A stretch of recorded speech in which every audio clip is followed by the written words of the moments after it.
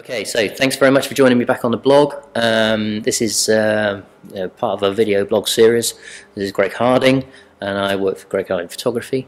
Question I have in front of me today is, how do I build a hero shot? So, first of all, you'll need to know what a hero shot is.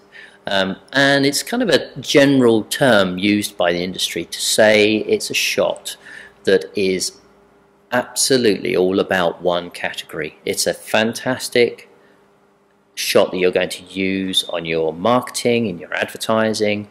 This is going to be the shot that you keep going back to and you keep referring your clients to.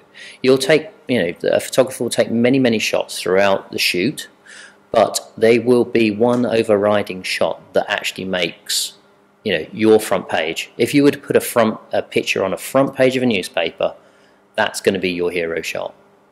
And so all the other ones pale in comparison, and you need to build a hero shot, and it has to talk about the story.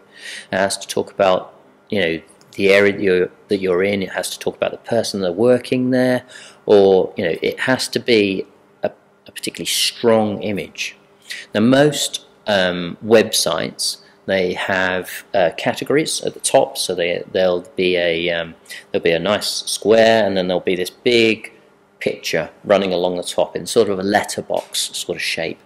And what I tend to do is to think about the shape and think about, when I'm walking around, how that's going to translate into the environment that I see.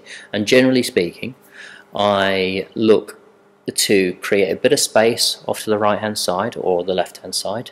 I offset the picture, and so the focus is more, or the person with their activity is more off to one side, so that you can actually drop text in on the other side, and so that they can use that in their marketing and create that hero shot. So when you're walking around, just keep in your mind that sort of letterbox shot, or that letterbox ratio, and think about how, when you're photographing them, how you would build that in. Usually straight lines work very nicely, so look for a background. Don't go for anything crazy with crazy angles, because that very rarely works, but something very flat and straight, and then build it off to one side so they've got areas to drop text into. So thanks very much for your question. If you've got any more, I'd love to hear from you. Drop them in the box below and I'll come back to you. Thanks very much.